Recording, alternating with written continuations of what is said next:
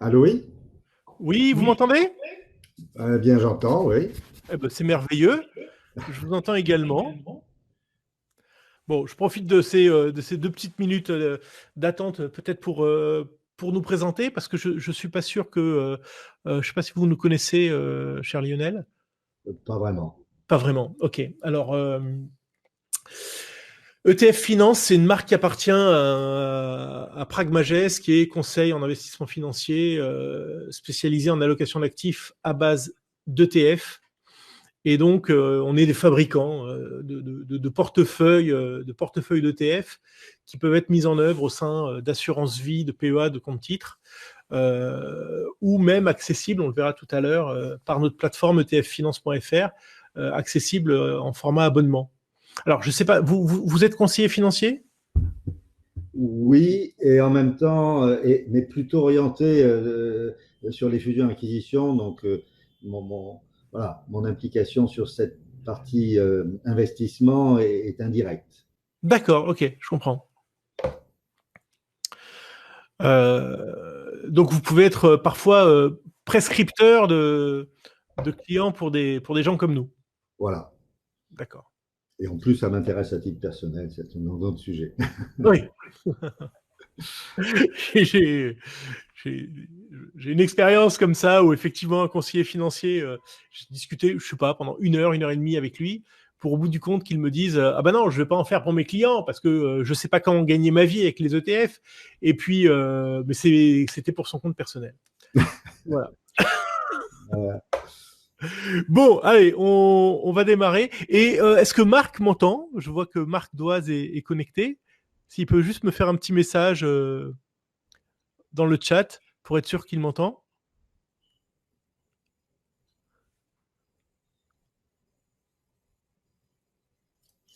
Marc est perdu. Marc, on demande Marc.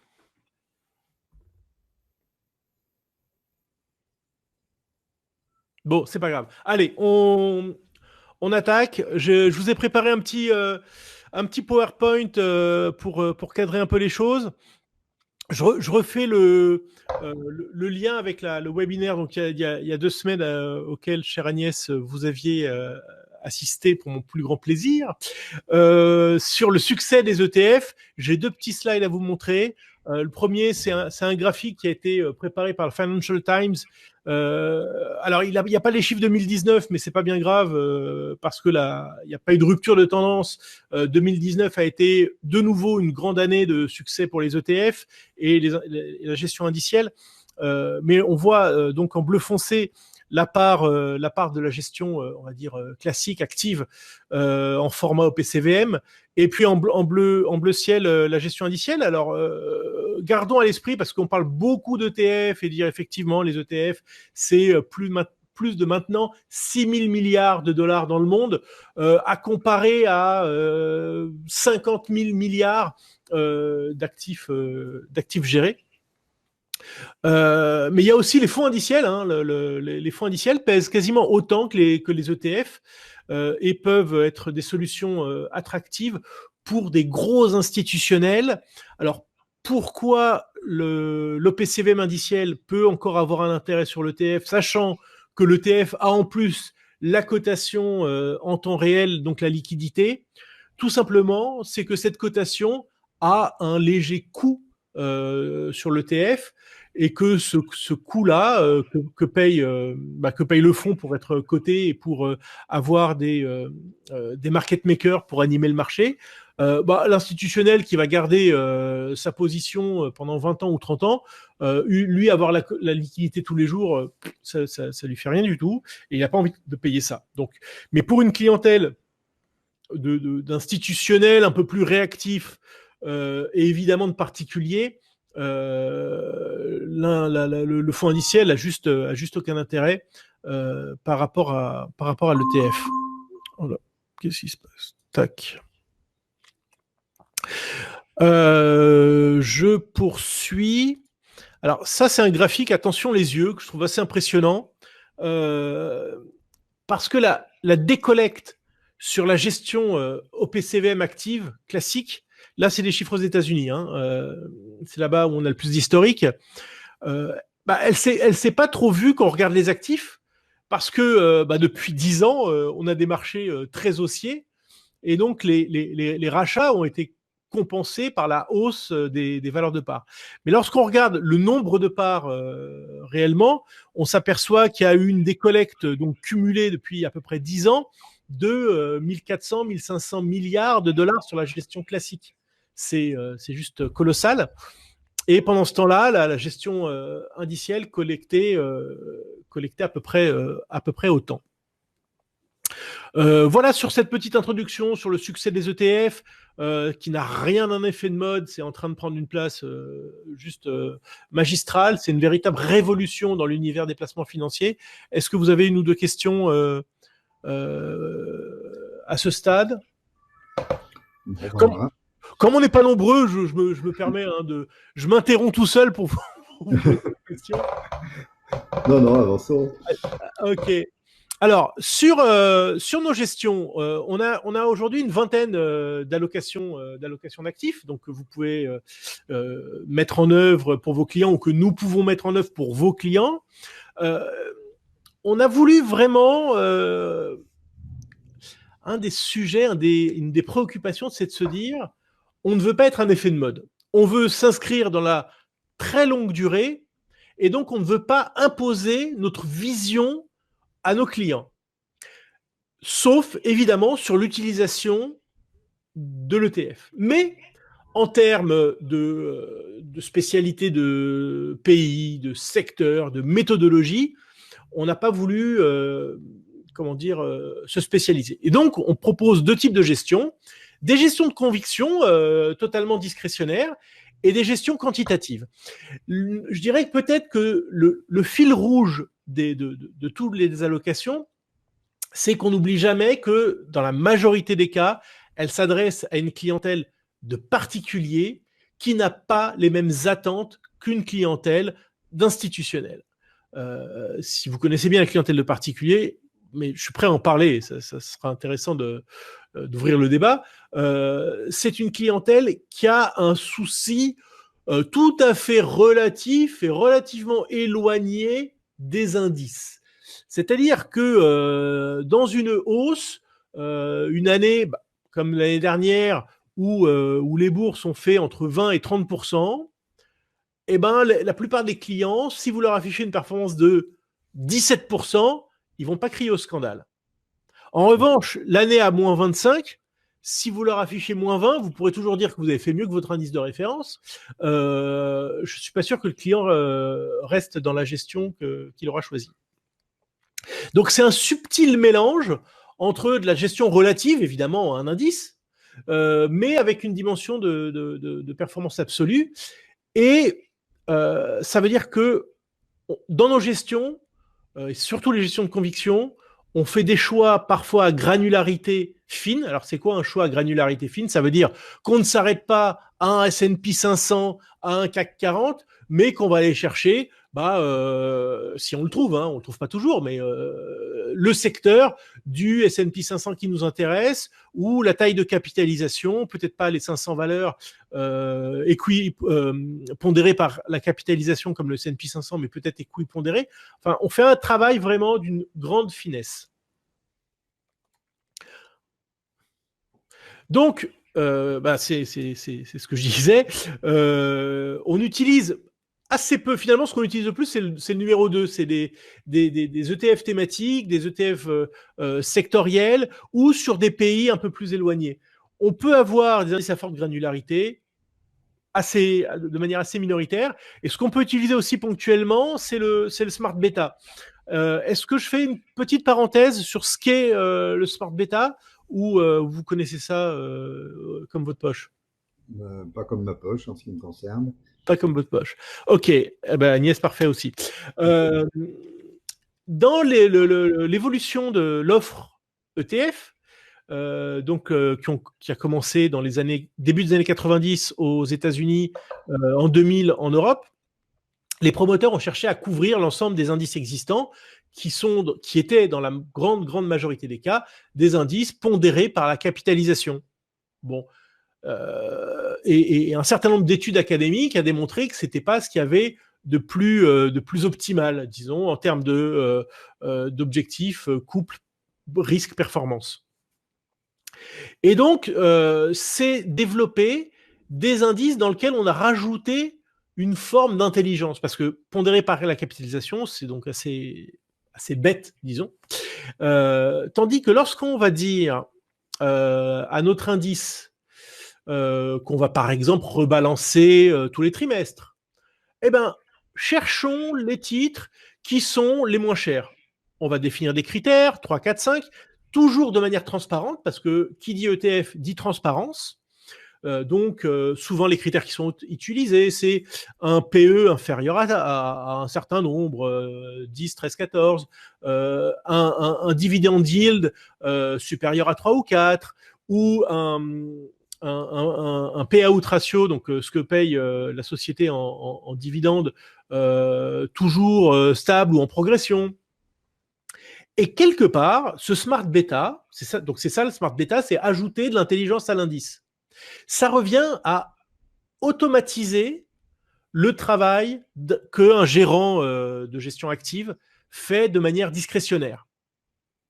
Et s'il ne le fait pas de manière discrétionnaire et que lui-même affiche ces règles-là et qu'il les suit de manière systématique, alors sa fin est annoncée.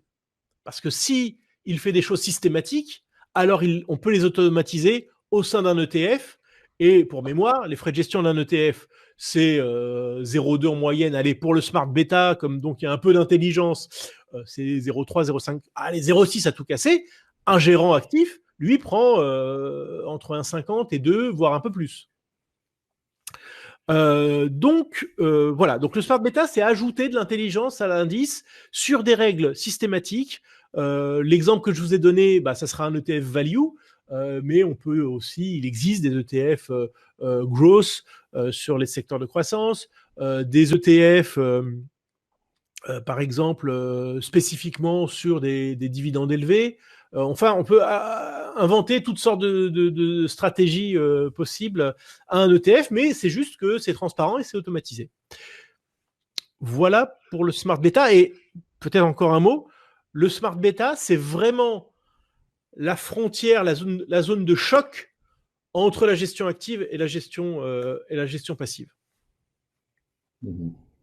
Très bien. Alors voilà, aujourd'hui, on a une vingtaine d'allocations. On en crée de temps à autre quand on a des idées qui vraiment doivent s'inscrire dans la durée, qui vraiment peuvent être un portefeuille suffisamment diversifié pour être proposé à un client particulier. Elles sont de deux types. Des allocations qu'on a appelées généralistes, donc uniquement par profil de risque, et puis des allocations spécialisées qui, à travers lesquelles en fait on regarde les marchés sous une lumière, sous un prisme particulier. Et donc, j'en avais fait le tour déjà rapidement lors de la précédent webinaire. On a une allocation taux, donc uniquement dans l'univers des taux, donc sans action. On a des allocations qui cherchent à protéger contre l'inflation, contre le risque géopolitique, alors Protect R, c'est le R de récession. Donc se protéger contre le risque de récession. Futur, une allocation sur les thématiques d'avenir. La value, c'est sur les thématiques les moins chères du marché et sur lesquelles tout de même, parce qu'il faut faire attention à ce qu'on appelle la value trap, le piège de valorisation, sur lequel on attend un retournement. Small et mid cap, émergent. Political trend, bah, on s'aperçoit, tout le monde le voit maintenant, que depuis 5, 7, 10 ans maximum, la politique a un véritable rôle sur les marchés financiers, un véritable impact. Il est vrai que les politiques monétaires ont aujourd'hui fait leur boulot et que les gouvernements doivent prendre le relais. PEA, donc ça c'est clair. Les quatre allocations contrariantes et flexibles, winner, loser, momentum, volatilité, flexcant. Je ferai un focus sur flexcant juste après. Contrariant, c'est une approche qui cherche les thématiques oubliées, que plus personne ne voulait. Et vous savez, un gérant, quand il s'est brûlé les doigts une ou deux fois, il y retourne plus, non pas parce que pas seulement parce qu'il a peur de l'argent, mais c'est parce que son risque devient dissymétrique. Et ça, c'est un sujet qui est, je trouve, juste passionnant. Un risque dissymétrique, c'est-à-dire que s'il y retourne une troisième fois et qu'il a perdu les deux premières, son client risque de partir tout simplement s'il perd une troisième fois. Et si c'est gagnant, il aura fait que son boulot. Donc c'est du coup ça laisse à l'écart pendant un certain nombre de temps les gérants qui finalement après peuvent y retourner parce qu'une fois que ça a repris 30, 40, 50%, ils se disent que le client sait que ça marche et il peut y retourner. Donc ça c'est vraiment entre guillemets un terrain de jeu très, très excitant.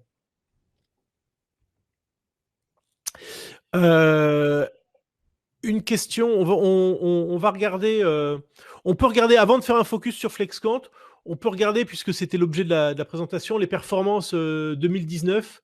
Pour ça, je vais partager mon écran.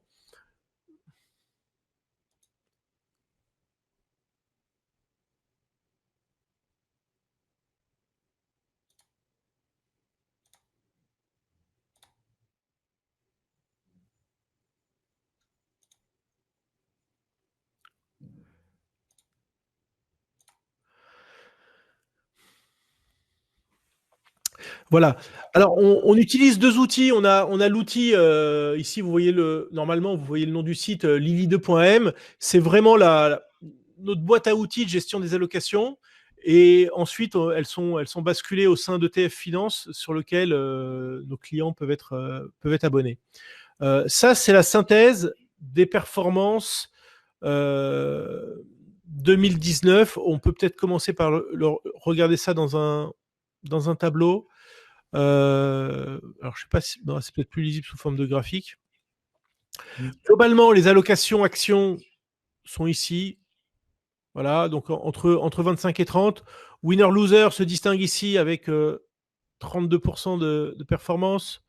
Ici, des allocations plus flexibles, plus diversifiées, autour de 20. Les allocations équilibrées entre 15 et 20. Et les allocations, on va dire, à connotation prudente, autour de 10 ou légèrement au-dessus. Ici, l'allocation taux, donc vraiment sans action, à plus combien? Plus 7, non? Voilà, plus 7,20 était 7,20 uniquement avec du taux, c'est tout à fait satisfaisant. Donc on est globalement très content de notre année. D'un point de vue relatif, bien évidemment, hein, puisque d'un point de vue absolu, il était quasiment impossible de perdre de l'argent l'année dernière. Donc c'est normal d'afficher des performances même à deux chiffres. Il y a peut-être une allocation qui est un peu, comment dire, qui se distingue dans un certain sens. C'est Volatilité ici, qui est relativement volatile, qui fait partie des plus volatiles, et qui affiche une performance en dessous de 10. C'est une performance qui est pas corrélée au marché d'action ni au marché de taux, qui travaille sur la volatilité, qui est plutôt classée en performance absolue et qui est l'allocation qui a la meilleure performance sur très longue période, puisque on est à plus 20, autour de 20, j'ai plus le chiffre exactement en tête, annualisé depuis une dizaine d'années. Et d'ailleurs, si on zoome maintenant sur les performances depuis le début de l'année, on voit qu'elle fait un très très bon début d'année. Voilà, puisque c'est vraiment la première. Alors, je suis désolé, on n'a pas encore trouvé le moyen de séparer les petites bulles. Du coup, les noms sont pas forcément toujours lisibles. Mais si vous voulez que je fasse un focus sur une des allocations, je le ferai en survolant la petite bulle. Et c'est un graphique qui est en accès libre sur etffinance.fr. Donc voilà, volatilité qui est déjà quasiment à plus 9, alors que ça fait 3 semaines qu'on a débuté l'année. Globalement, on fait un très bon aussi début d'année, puisque les indices européens sont sur la base des cours d'hier autour de 0 ou légèrement négatifs. Les États-Unis sont entre plus 1 et plus 2. Et on voit que les allocations les plus dynamiques sont déjà nettement au-dessus de 2, avec Futur qui est à plus 6, Émergent Political Trend à plus 4%. Est-ce que... alors, je vais retourner un instant sur le PowerPoint.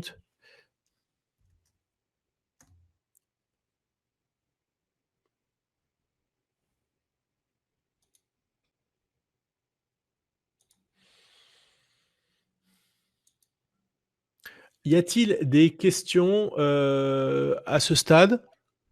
Alors, moi oui, mais c'est peut-être un petit peu en prenant du recul parce que euh, moi qui ne suis pas un spécialiste de ce genre de choses, quand je parle à des clients ou à des gens qui ont des choses à investir, bon, on essaie de dire des choses sensées. Et ce que j'avais en tête sur les ETF, c'est que il y a quoi? Il y a trois caractéristiques. Il y a d'une part que ça ne dépend pas d'un choix humain. Bon, l'ETF en lui-même ne dépend pas d'un choix humain. Au départ, on choisit un thème, mais après, à l'intérieur, c'est voilà. Euh, que, euh, que deuxièmement, les frais sont beaucoup plus faibles que des fonds, en tout cas. Et du coup, ma question, c'est, alors quand on a un gestionnaire comme vous qui travaille sur des ETF, comment on se positionne par rapport à tout ça? Parce qu'on a quand même des frais pour la gestion des ETF, du coup, et on a des décisions humaines à faire pour cette gestion-là, qui est peut-être un peu contradictoire avec le principe de l'ETF. Voilà. Alors, c'est la question la plus fondamentale qui puisse exister autour des ETF. C'est-à-dire que, en réalité, c'est la question de la gestion passive contre la gestion active. Oui. Faut-il, de cet outil ETF, faut-il en faire une gestion passive ou faut-il en faire une gestion active? Alors, on a des convictions assez marquées dans ce domaine-là, mais la première chose que je voudrais vous dire, c'est que pour travailler avec nous, on n'est pas obligé de trancher le débat. C'est-à-dire qu'on peut très bien monter une allocation passive avec des produits passifs à un client qui va vouloir faire du buy and hold et conserver sa position sur X années avec ou sans rebalancement régulier. Maintenant, notre conviction, elle est que la gestion passive de produits passifs est quelque chose qui a marché par le passé, mais qui peut difficilement marcher aujourd'hui. Mais pas pour des raisons structurelles, pour des raisons conjoncturelles. Parce qu'on a atteint des niveaux de marché tels que ce soit sur les actions, que sur les taux, qui fait que le portefeuille équilibré type qu'on appelait le 60-40, 60 actions, 42 taux, ne peut plus garantir des performances qui ont été celles par le passé parce que on avait facilement entre 5 et 7% de performance annualisée sur 20 ans, sur 30 ans avec ce type de portefeuille-là. Aujourd'hui, avec des taux d'intérêt à zéro et la valorisation du marché américain telle qu'elle est, je peux prendre les paris aujourd'hui que dans 10 ans, ce portefeuille-là ne fera pas entre 5 et 7%. Donc, aller chercher des thématiques, aller chercher des secteurs qui sont un peu oubliés, qui sont moins chers, ou tenter d'avoir la réactivité de venir réduire un niveau de risque en fonction des marchés, ça me paraît être essentiel. Voilà. Mais là où je diverge de l'avis d'un gérant classique d'OPCVM, parce que c'est ce que font les gérants de fonds diversifiés, ce que je vous raconte. Voilà, exactement. Exactement. C'est que le format OPCVM est juste quelque chose d'archaïque et d'inadapté à une clientèle de particuliers. Archaïque parce que lorsque vous achetez un OPCVM, vous ne savez pas à quel cours vous l'achetez. Vous n'avez pas la liquidité dans la journée. Alors, les gérants d'OPCVM, quand ils m'entendent dire ça, ils disent, mais voyons, Régis, nous, on gère pour le long terme. Ah ouais, bah, tu gères pour long terme, sauf que les écarts entre le plus haut et le plus bas d'une journée, ils peuvent être aisément 2, 3, 4%. Le jour de l'élection de Trump, entre l'ouverture et la clôture, il y a 5%. Bon, je suis désolé, 5%, c'est la performance d'un marché action pendant un an. Peut-être un peu en dessous, mais pas loin. Donc déjà, la structure OPCM ne va pas. Ensuite, un gérant d'OPCVM doit gérer des contraintes que n'a pas à subir un client particulier. Il doit gérer des souscriptions et des rachats. Et comme il a des souscriptions et des rachats à tout moment, il est obligé de proposer une performance qui va rester relativement proche de son indice de référence. Il ne peut pas s'autoriser. Alors, être bon tout le temps, c'est merveilleux, mais ça n'existe pas.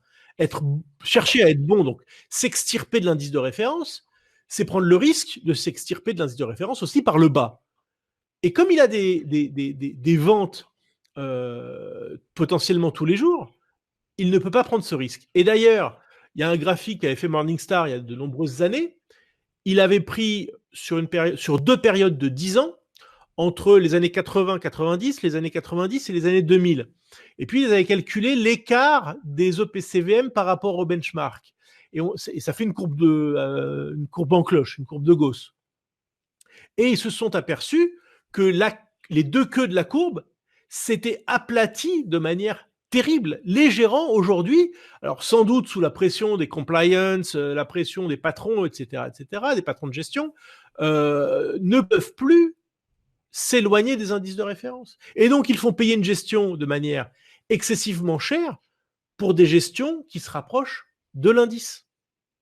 Donc, je vais dire différemment les choses sous un autre angle. Lorsque vous achetez un OPCVM, vous achetez en réalité deux choses. Vous achetez l'accès à un ou plusieurs marchés pour des fonds diversifiés, et vous achetez une stratégie de gestion. Notre mantra, notre ADN, c'est de dire il faut couper ce cordon-là, ne payer que l'accès au marché le moins cher possible et faire sortir la stratégie de gestion de l'OPCVM pour la rendre plus adaptée à un client particulier. Allez, qui veulent faire du buy and hold ou qui accepte de la gestion active, mais en tout cas, qui fasse une gestion adaptée au juste prix et pas au même prix pour tous les clients, qu'il ait 500 euros ou qu'il ait 50 millions d'euros.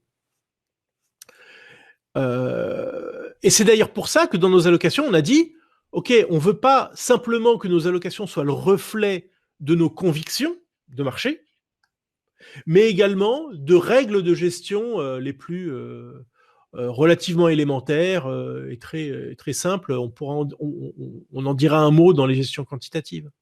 Mais excusez-moi, j'ai été un petit peu long pour vous répondre, mais vous posez juste la question la plus centrale qui puisse se poser lorsqu'on parle d'ETF.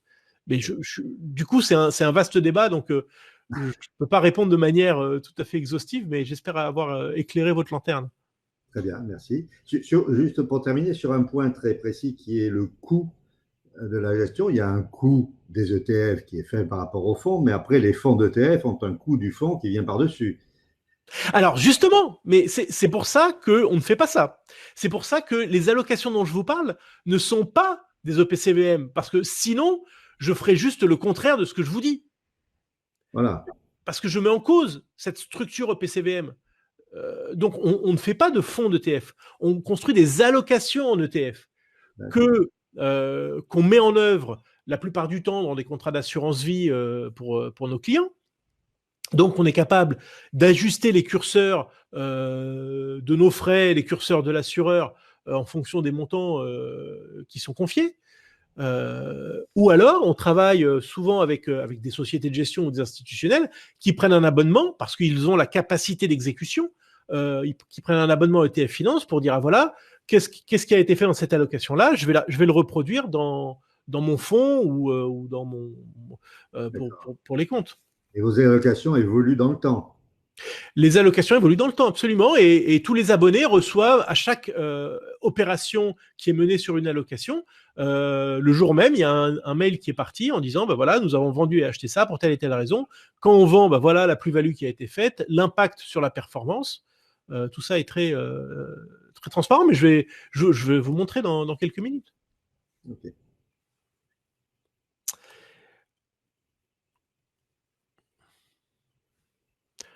Est-ce que tout va bien, chère Agnès? Est-ce que vous voulez entrer dans ce débat ou pas?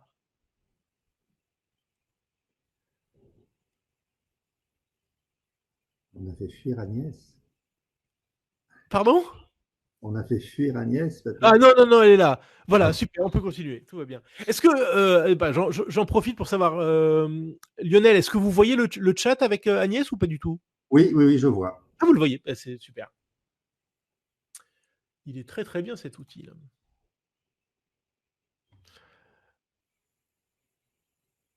Alors, je me suis dit, soit je fais un survol de toutes les allocations et du coup, ça risque d'être un peu frustrant.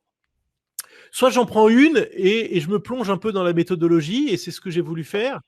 Et je me suis dit, mais laquelle choisir? Parce que franchement, moi, je les aime toutes. Mais on me pose la question quand même de temps à autre en disant, bah oui, mais si vous en avez une à choisir pour cette année, laquelle vous choisiriez? euh, et j'ai pris FlexCant parce que ça répond souvent à la problématique d'un client particulier qui veut de la flexibilité, qui veut pas forcément être enfermé dans un profil de risque, qui veut aussi avoir qui a une hantise, c'est d'arriver et d'être pris dans un bear market, une baisse de 30% et que finalement, bah, il va en souffrir terriblement. Et donc, on a eu, comme on a été un peu comme le consensus en début d'année dernière, très négatif sur les marchés. Alors non, pardon, pas en début d'année dernière, parce qu'en début d'année dernière, on a profité de la baisse de la fin d'année pour investir assez fortement, mais à partir du début de l'été, on a été très négatif. Et comme on a quand même l'idée qu'on est plutôt en fin de cycle qu'en début de cycle, ça c'est pas très, c'est assez consensuel de pouvoir dire ça. On a cherché des allocations qui allaient être qui avait cette capacité à détecter des retournements de marché. Alors, je ne parle pas de crack du jour au lendemain, ça évidemment, on ne sait pas faire. Mais en revanche, pouvoir détecter une baisse larvée comme on a eu entre 2000 ou 2003 ou comme on a eu en 2008 et de pouvoir s'en extirper, c'était l'objectif, c'est l'objectif de FlexCant qui, comme son nom l'indique, est une allocation quantitative. Donc là, effectivement, on n'intervient pas. Alors, on est actif, mais on n'est pas discrétionnaire. Donc, le cahier des charges, c'est de dire comment on peut faire pour éviter les marchés baissiers en quand même en profitant des périodes favorables. Et puis, garder quand même à l'esprit, même si on entend toujours des choses négatives sur les marchés en France ou sur Internet en disant que c'est la récession et qu'il faut vendre, etc., etc.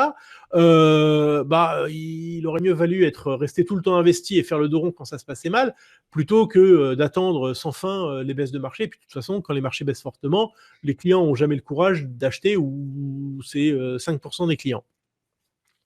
Donc, on a fait quelque chose d'assez simple justement pour pas introduire de biais de conviction de gérant actif tel que je l'ai expliqué juste avant. On a pris deux portefeuilles. Un portefeuille action, un portefeuille obligataire. Dans le portefeuille action, on a dit on va faire vraiment les choses les plus basiques possibles. On a pris 5 ETF sur les 5 principales zones géographiques. On a pris, alors de mémoire, un ETF sur la zone euro, un ETF sur le Japon, un ETF sur les pays émergents, un ETF Nasdaq et un ETF monde small cap pour avoir quand même des moteurs aussi un petit peu variés. Et on les a équipondérés.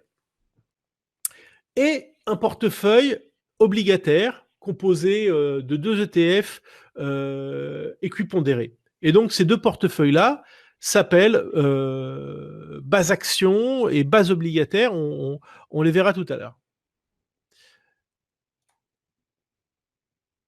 Et on a dit, voilà, on va essayer de trouver des indicateurs macroéconomiques et financiers qui nous permettent d'anticiper une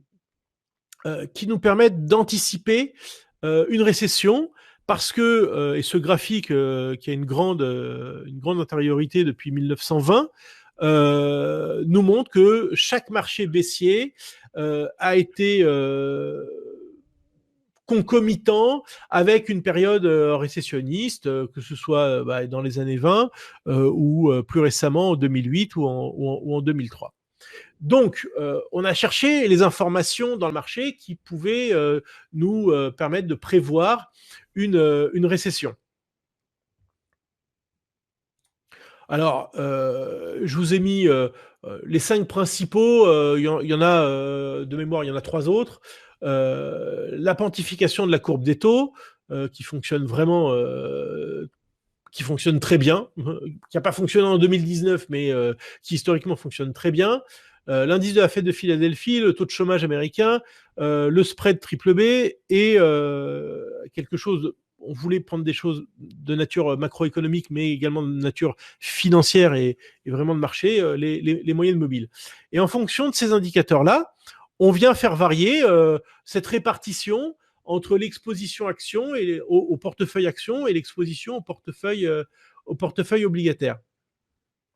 Et donc on voit, on l'a backtesté depuis 97, cette exposition variée au portefeuille action. Alors évidemment, le reste est sur le portefeuille obligataire. Et globalement, on a su ne pas être sur les actions dans les périodes compliquées. Et ce qui permet d'afficher des performances, somme toute, assez sympathiques. Ici, voilà, on part en 2000, on est à plus de 400%, et surtout, moi, ce qui m'intéresse dans ce graphique-là, c'est les périodes ici de quasiment de faux plats dans la période de crise 2008 et 2000.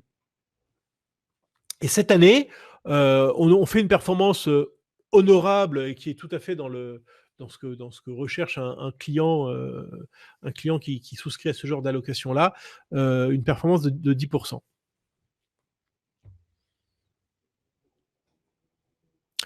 Je vais vous montrer la composition des portefeuilles.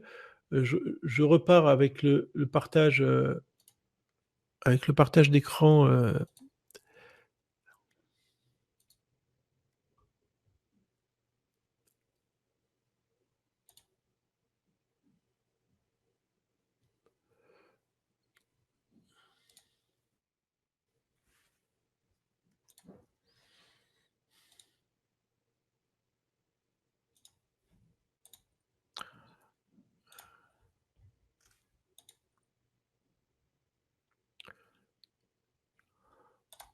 On peut le regarder sur ETF Finance directement.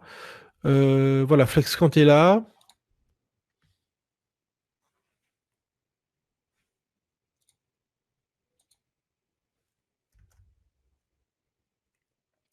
Alors l'inventaire va venir se charger là, à partir de... Voilà. Ça, ce sont les arbitrages. Qu'est-ce qu'on a comme date là?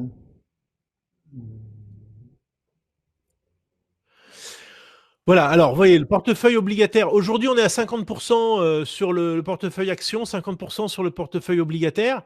Donc on voit en fait en transparence les deux lignes obligataires, donc une ligne sur les treasuries, une ligne sur les emprunts européens, et puis nos 5 ETF actions, small cap, Nasdaq, Eurostock 50, marché émergent et Nikkei. Donc on voit les différentes répartitions. Les performances que je vous ai montrées. Voilà, on retrouve le même graphique. On a la participation à la hausse de l'allocation. Mais enfin voilà, oui, c'est ça. Je voulais montrer la composition. Voilà, donc la composition, on l'a là. Et donc pour chacune des allocations, vous avez cette structure de pages. Et à chaque arbitrage, comme je disais tout à l'heure, vous recevez un mail en disant voilà, on a vendu la base obligataire de 50%, donc on s'est réinvesti en actions au mois d'octobre, en vendant la moitié du portefeuille obligataire et en achetant la moitié du portefeuille action. Voilà pour FlexCant. Et donc voilà, la promesse de profiter des périodes de hausse en limitant largement les baisses. On a ici un petit décrochage malgré tout, mais globalement, la promesse est largement tenue. Je reviens à mon PowerPoint.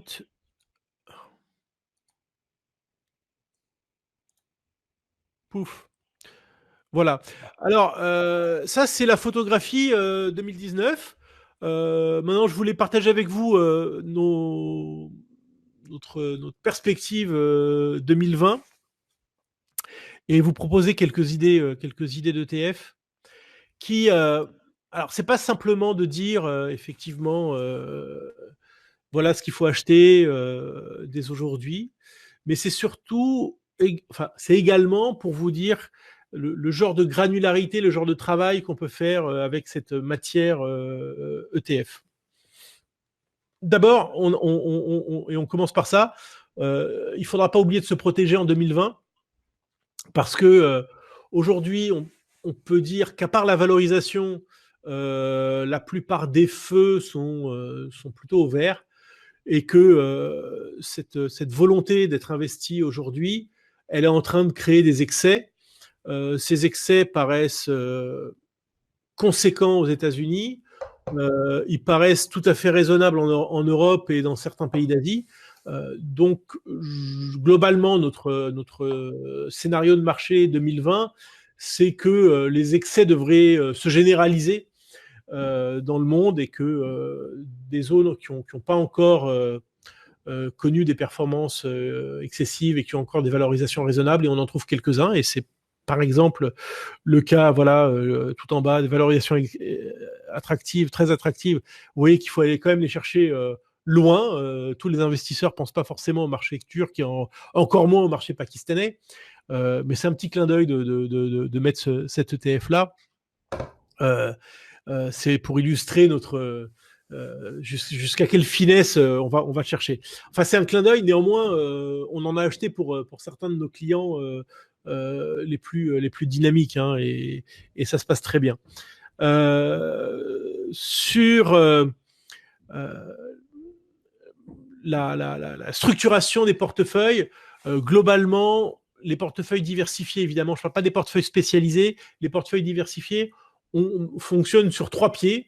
Le premier pied, donc, c'est le marché obligataire. Le deuxième pied, c'est le marché d'action. Et le troisième pied, c'est les métaux précieux. Et qui, la plupart du temps, pour un portefeuille, on va dire, équilibré, sont 3 pieds peu ou prou équipondérés. C'est à peu près 3 tiers. Parce qu'on estime qu'aujourd'hui, les métaux précieux doivent avoir une place vraiment à part entière au sein d'un portefeuille. Certains disent, bon, il faut en avoir 5% pour apporter la diversification. Non, on n'achète pas ça sous prétexte qu'il faudrait diversifier. On achète ça parce qu'on pense qu'on va gagner de l'argent dessus et qu'effectivement, le corollaire, c'est la diversification. La diversification n'est pas un but en soi, c'est plus un moyen.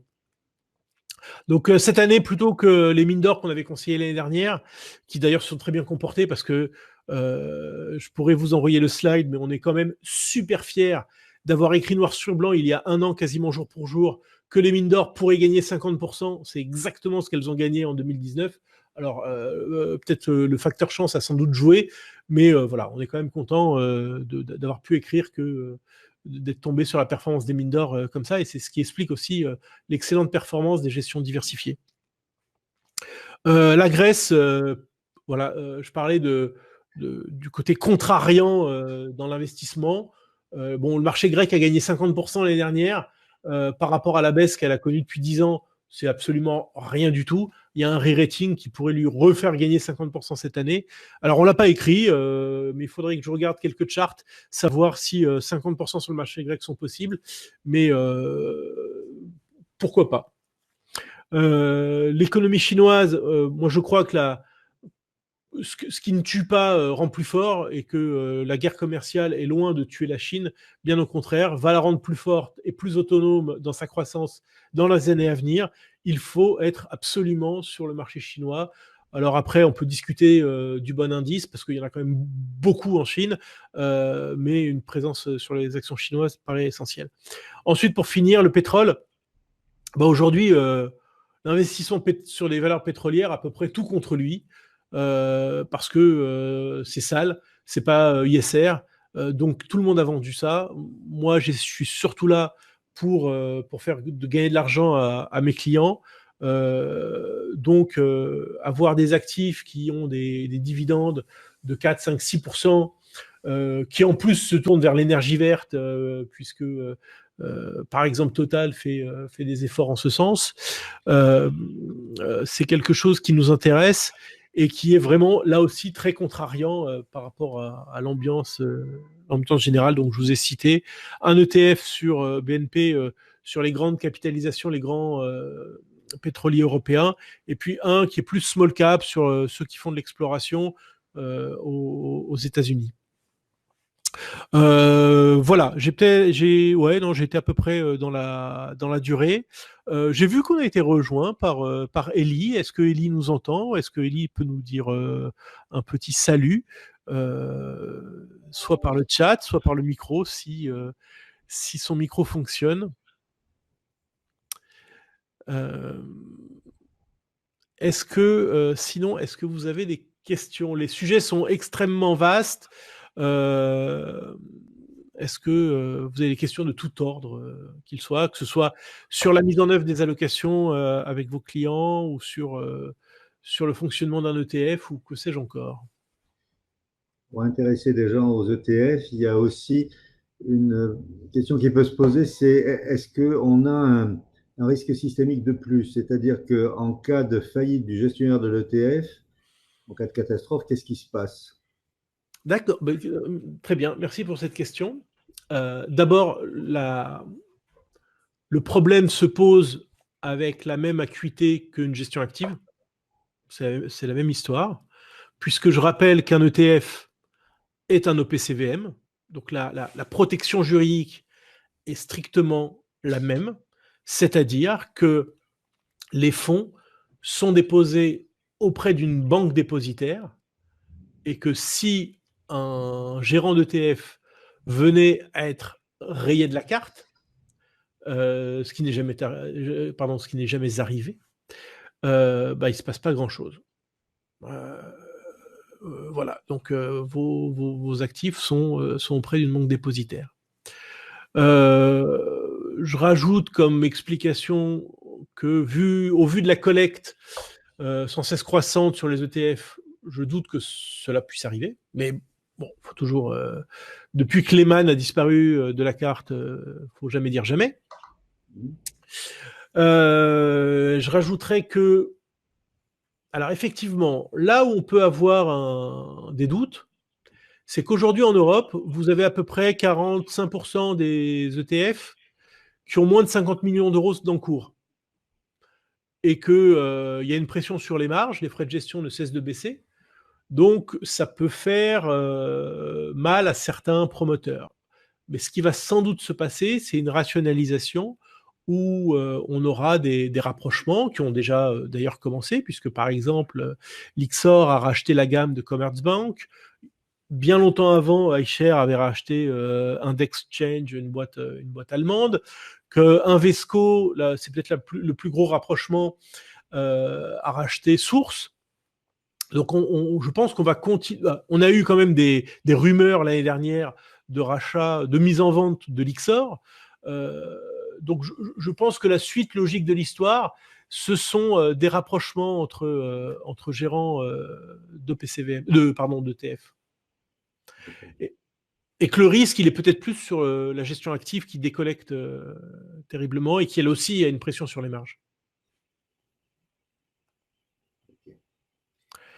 Quand vous proposez vos allocations, est-ce que vous mentionnez les frais correspondants? Chaque ETF a ses frais. Alors, effectivement, il y a deux natures de frais. Il y a les frais de l'ETF lui-même, qui sont... je ne me souviens plus si on les met ou pas.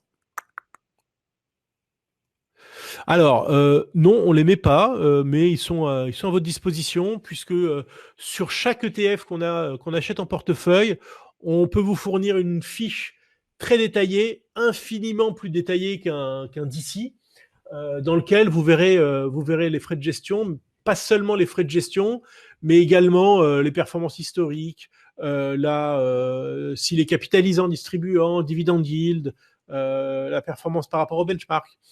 Donc ça, c'est effectivement à votre disposition sur demande.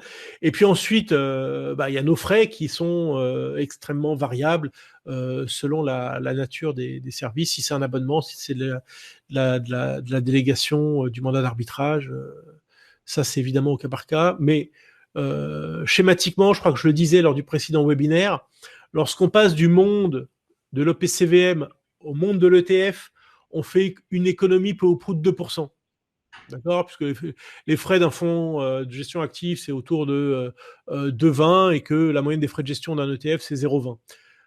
Ces 2%, ils vont servir à vous payer, puisque vous ne touchez plus de rétrocession sur ces 2%-là.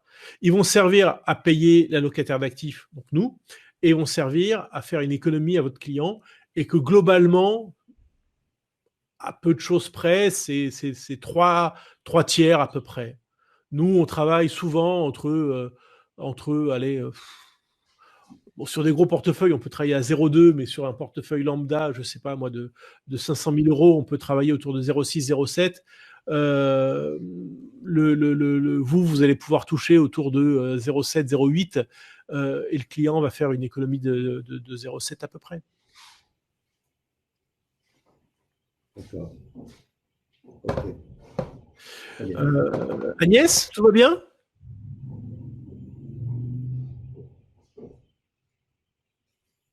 Bon, super. Alors, Elie, je suis désolé, je ne vais pas refaire la présentation tout de suite maintenant, depuis le début, mais sur ce que vous avez entendu depuis votre arrivée, est-ce que vous avez des questions? Ou même, d'ailleurs, des choses que vous n'avez pas entendues et que vous vouliez savoir en vous connectant?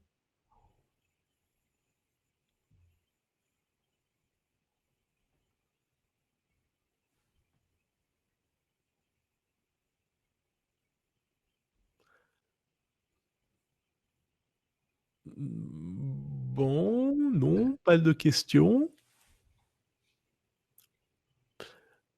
Est-ce que et Lionel, ça va? J'ai éclairci votre lanterne? Ça va Ah oui, mieux? très bien. Ça me donne moi qui étais assez béotien en la matière, j'ai quelques éléments de plus maintenant. Alors oui, alors ce qui se passe, c'est qu'effectivement, on a un processus d'explication et de formation sur les ETF. Là, dans ce genre de présentation, on est déjà, comment dire, on est déjà avancé dans ce processus-là. Si vous voulez, avec grand plaisir, moi, je trouve que ce système de webinaire est assez pratique parce que tout le monde est au chaud à la maison, il n'a pas besoin de sortir, ni dans les grèves, ni dans le froid. Euh, et non, c'est ça, Élie, je vous entends pas. Mais vous pouvez m'écrire, je vous lirai. Euh, donc c'est assez pratique et il n'est pas exclu. Et je pense que même c'est une bonne idée de reprendre un peu les bases du cycle que nous avions réalisé l'année dernière, en commençant qu'est-ce qu'un ETF, les risques de l'ETF, qu'est-ce qu'un ETF à levier, enfin vraiment repartir des bases parce que tout le monde ne connaît pas encore. Et puis on dit, la gestion active dit beaucoup de mal des ETF. Souvent, sans dire d'ailleurs que ça a été un des premiers utilisateurs des ETF, et on lit parfois que les ETF sont des produits structurés, qu'il y a des risques de contrepartie, etc., etc. Donc tout ça, c'est bien de le mettre au clair. Et donc, je pense qu'on poursuivra ce rythme de webinaire pour revenir sur des choses de base. Avec plaisir. En tout cas, vous faites partie de notre liste de diffusion, vous en recevrez l'invitation si systématiquement. Ellie nous écrit un petit mot, donc on va attendre avant de vous laisser aller déjeuner. va essayer de répondre à sa question.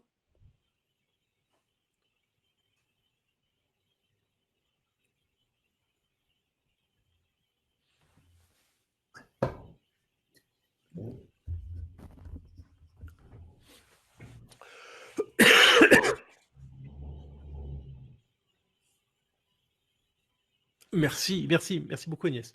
Et j'espère peut-être, pourquoi pas, démarrer une collaboration au-delà des webinaires. C'est bien l'objectif à terme. Oui. Ou alors, ou alors dans ces cas-là, on va faire payer le webinaire. Mais jusqu'à présent, on n'a pas ce souhait.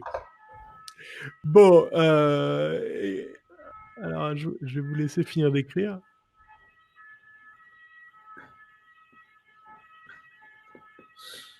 Bon.